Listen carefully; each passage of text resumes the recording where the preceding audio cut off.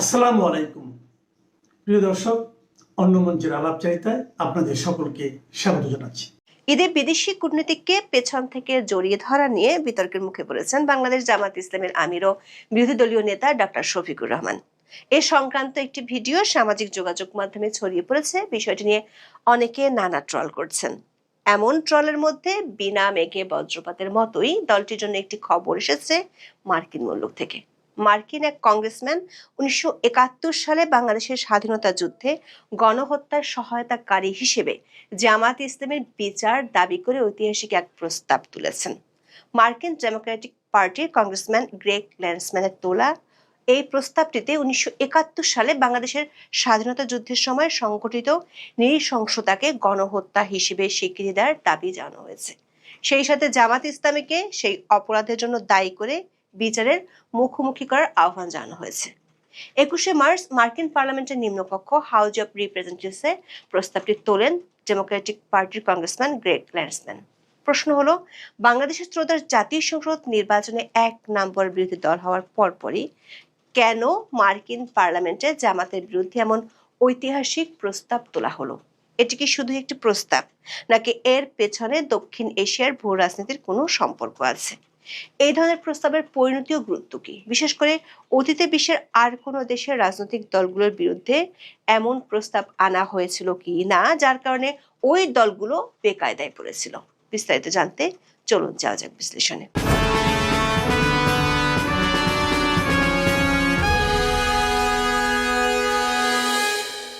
বাংলাদেশের মুক্তিযুদ্ধে গণহত্যার ভয়াবহতা বিশ্বের যে কোনো বিবেকবান মানুষকে নাড়া দিতে বাধ্য। এই গণহত্যা কতটা ভয়াবহ ছিল তার বড় একটি প্রমাণ পাওয়া যায় পাকিস্তানের সাবেক পররাষ্ট্রমন্ত্রী গওহর আইয়ুবের লেখা glimpses into the corridor of power বইয়ে। পাকিস্তানের সাবেক প্রেসিডেন্ট ফিল্ড মার্শাল আইয়ুব খানের ব্যক্তিগত ডায়েরি থেকে একটি লেখা সংগ্রহ করেছিলেন গওহর আইয়ুব। সেখানে যা লেখা ছিল সেটি পড়লে আপনার গা শিউরে উঠবে। লেখা ছিল, যুদ্ধের 1 বছর পরে পাকিস্তানের রাওয়ালপিন্ডির একটি সামরিক হাসপাতালে এক তরুণ পাকিস্তানি অফিসারকে আনা হয় মানসিক চিকিৎসার জন্য। সেই তরুণ অফিসার যুদ্ধ শেষে পাকিস্তান ফিরে যাওয়ার পর গুরুতর মানসিক রোগে আক্রান্ত হন। যুদ্ধের কথা মনে হলেই তার পুরো শরীরে খিঁচুনি দিয়ে জ্বর উঠত। ঘুমোতে গেলেই দুঃস্বপ্নে ভেঙে যেত ঘুম। কেউ যেন তাকে বলতো, ফিরে যেতে হবে বাংলাদেশে, সেখানে থাকা হিন্দুদের মাটির সঙ্গে মিশিয়ে দিতে হবে, নয়তো তার মুক্তি নেই। মূলত দিনের পর দিন ওই অফিসারের নির্দেশে গ্রামের পর গ্রাম জ্বালিয়ে দিয়েছিল পাকিস্তানি সেনারা। পুরো মুক্তিযুদ্ধে তিনি একাই হত্যা করেছিলেন 14,000-এর বেশি নিরীহ মানুষকে। পরে তিনি মানসিক ভারসাম্য হারিয়ে ফেলেন। দর্শক, 1971 সালের মহান মুক্তিযুদ্ধে পাক হানাদার বাহিনী আর তাদের এদেশীয় দোসররা পুরো বাংলাদেশ জুড়ে নির্বিচারে গণহত্যা চালিয়েছিল। 1972 সালের 11 ফেব্রুয়ারি বাংলাদেশ অবজারভার পত্রিকায় প্রকাশিত একটি প্রতিবেদনে দিনাজপুর টিএনটি অফিসের একটি টর্চার সেলের বিবরণ পাওয়া যায়। প্রতিবেদনটিতে লেখা ছিল, দিনাজপুরের টিএনটি অফিসের একটি টর্চার সেলে প্রায় 20,000 বাঙালিকে নির্যাতন করেছিল পাকিস্তানি সেনারা। সেলের মেঝেতে 3 ইঞ্চি পুরো রক্ত জমাট বেঁধেছিল। মুক্তিযুদ্ধে গণহত্যার কথা বলতে গেলেই উঠে আসে খুলনার চুকনগর গণহত্যার কথা। মুক্তিযুদ্ধের ইতিহাসে স্বল্প সময় কোন একটি স্থানে সবচেয়ে বড় গণহত্যা ছিল একটি। চুকনগর ছিল খুলনায় ডুমুরিয়া উপজেলার আটলিয়া ইউনিয়নের একটি গ্রাম। 1971 সালের 20 মে মাত্র 1 প্লাটুন পাকিস্তানি সেনা 4 ঘন্টায় ব্রাশ ফায়ার করে হত্যা করে অন্তত 12,000 নিরীহ মানুষকে। আসলে এই গণহত্যায় এর চেয়ে বেশি মানুষ নিহত হয়েছিলেন। চুকনগরের পাশে বদ্রা নদীর পানিতে লাশ ভাসিয়ে দেওয়ায় নিহতের প্রকৃত সংখ্যা পাওয়া যায়নি। স্থানীয়ভাবে সঠিক সংখ্যা জানাও যায়নি, কারণ ওই গণহত্যায় শহীদদের বেশিরভাগ চুকনগর, ডুমুরিয়া বা খুলনার বাসিন্দা ছিলেন না। ঢাকার গণহত্যাগুলো ছিল বড় আকারের। এসব গণহত্যার মধ্যে প্রথমেই বলতে হয় জিঞ্জিরা গণহত্যার কথা। 1971 সালের 2 এপ্রিল ভোর 5:30টায় শুরু হওয়া এই গণহত্যা থেমেছিল দুপুর 2:30টায়। জিঞ্জিরা গণহত্যায় শহীদ হয়েছিলেন 2,000-এর বেশি নিরীহ মানুষ। মুক্তিযুদ্ধে ঢাকার মধ্যে সবচেয়ে বেশি নৃশংসতা দেখেছে মিরপুর। মুক্তিযুদ্ধের সময় মিরপুর যেন এক পাক হানাদার বাহিনী ও তাদের এদেশীয় দোসর আলবদর আল শামস আর রাজাকারদের জলজান্ত এক কসাইখানা ছিল। এই মিরপুরে পাকিস্তানপন্থী বিহারি ও অবাঙালিরা গড়ে তুলেছিল অসংখ্য টর্চার সেল। ছিল বধ্যভূমি। মিরপুরে বধ্যভূমি ছিল 23টি। এর মধ্যে সবচেয়ে ভয়াবহ ছিল শিয়ালবাড়ি বধ্যভূমি। এই জঙ্গলে হাজার হাজার মানুষকে কুপিয়ে হত্যা করা হয়। বর্তমানে প্রাথমিক ও গণশিক্ষা ভবন থেকে কমার্স কলেজ যেতে যে কালভার্টটি পড়ে, সেখানে স্বাধীনতার পরে পাওয়া গিয়েছিল 60 বস্তা মাথার খুলি। মুক্তিযুদ্ধের সময় পাকিস্তানি বাহিনীর চালানো এসব হত্যাযজ্ঞকে গণহত্যা হিসেবে মূল্যায়ন করার একটি প্রস্তাব উঠেছে মার্কিন কংগ্রেসে। শুক্রবার পার্লামেন্টের নিম্নকক্ষ হাউস অব রিপ্রেজেন্টেটিভসে প্রস্তাবটি তোলেন ডেমোক্রেটিক পার্টির কংগ্রেসম্যান গ্রেগ ল্যান্ডসম্যান। ওয়াহিও থেকে নির্বাচিত এই আইন প্রণেতা তার প্রস্তাবে বলেছেন, হত্যাযজ্ঞে সহায়তা করার জন্য জামাত ইসলামীকে বিচারের মুখোমুখি করতে হবে।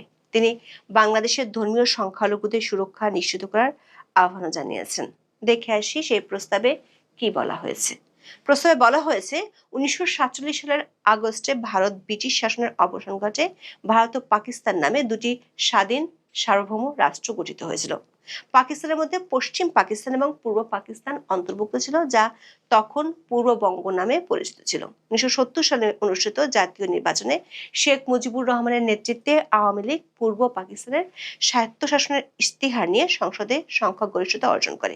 1971 সালের 25শে মার্চ রাতে পাকিস্তান সরকার শেখ মুজিবুর রহমানকে কারাবন্দী করে এবং পাকিস্তানি সামরিক বাহিনী জামাত ইসলামের আদর্শে অনুপ্রাণিত উগ্র ইসলামপন্থী দলগুলোর সহায়তায় পূর্ব পাকিস্তানে অপারেশন সার্চলাইট নামে দমন অভিযান শুরু করে।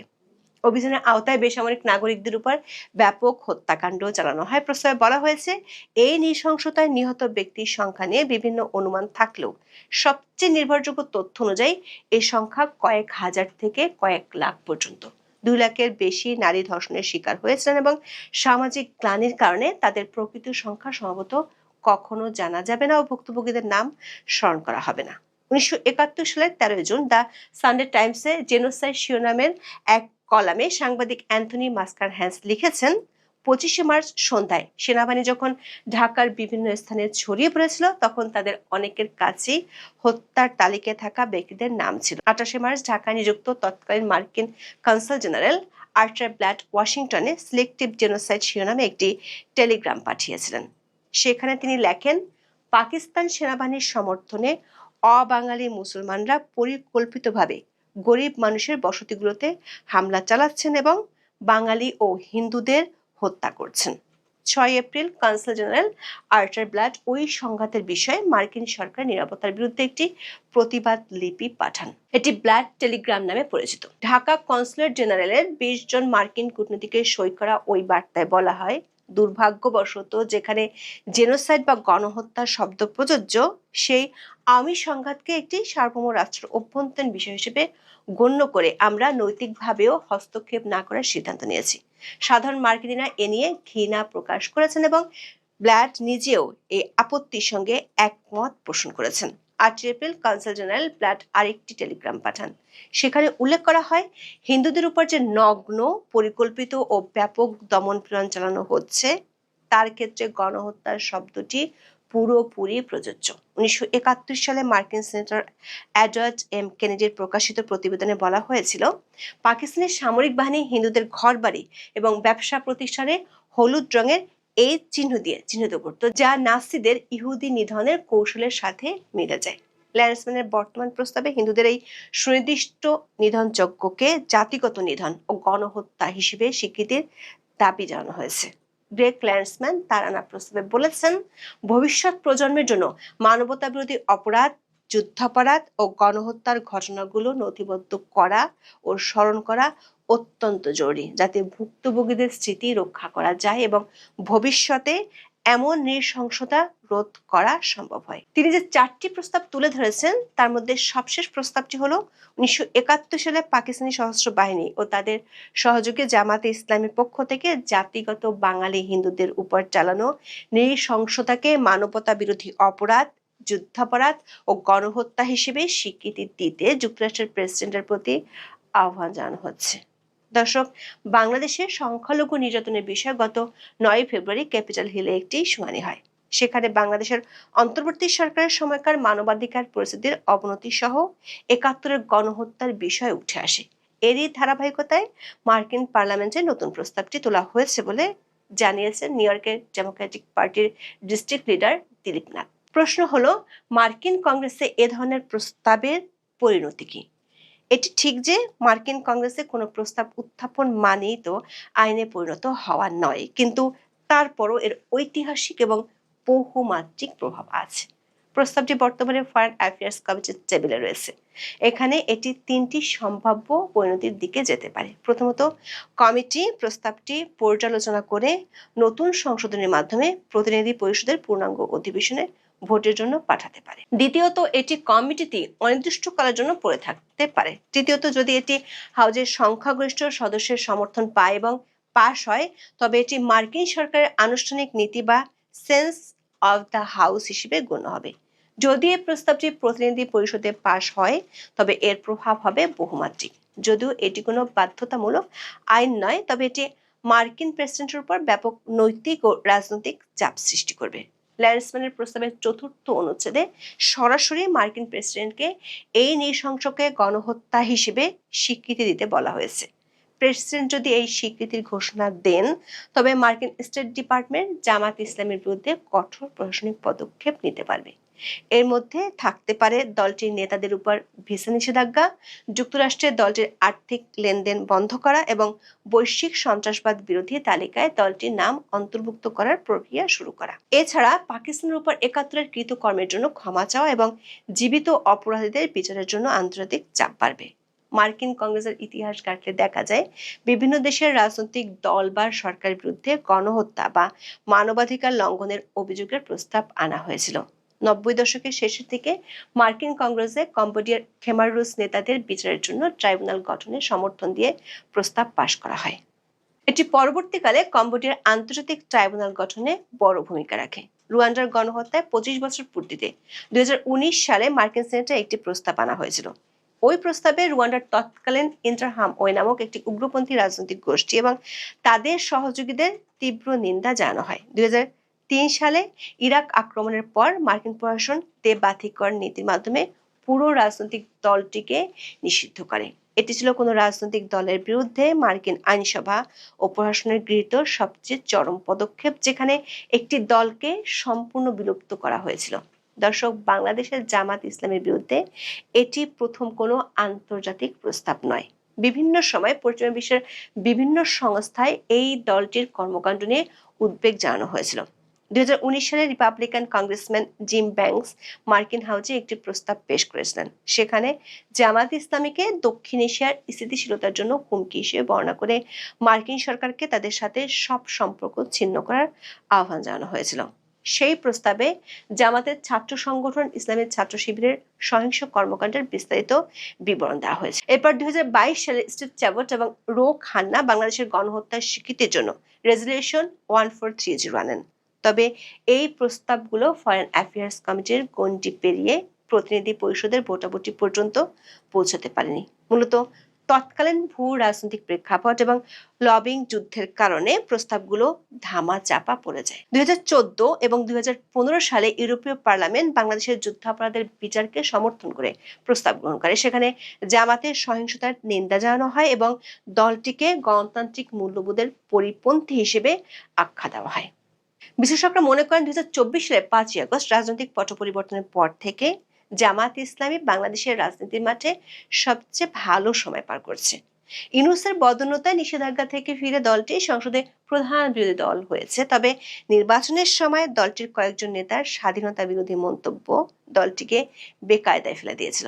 ঠিক এমন সময় মার্কিন কংগ্রেসম্যানের এই প্রস্তাব জামাতে ইসলামীকে জাতীয় ও আন্তর্জাতিকভাবে নতুন করে বিব্রতকর পরিস্থিতিতে ফেলে দিল। শনিবার থেকে এই খবরটি কূটনৈতিক মহলেও বেশ আলোচনা জন্ম দিয়েছে। বিশেষ করে ঈদ উপলক্ষে শুভেচ্ছা বিনিময় অনুষ্ঠানে জামাতের আমিরের আচরণ নিয়ে সামাজিক মাধ্যমে ট্রল হওয়ার পর মার্কিন কংগ্রেসের এই প্রস্তাব আসায় বিষয়টি নিয়ে আরো বেশি আলোচনা হচ্ছে। ২১শে মার্চ দুপুরে রাজধানী মিন্টু রোডে বিরোধী দলীয় নেতার সরকারি বাসভবনে কূটনীতিকদের সঙ্গে ঈদের শুভেচ্ছা বিনিময় করেন ডক্টর শফিকুর রহমান।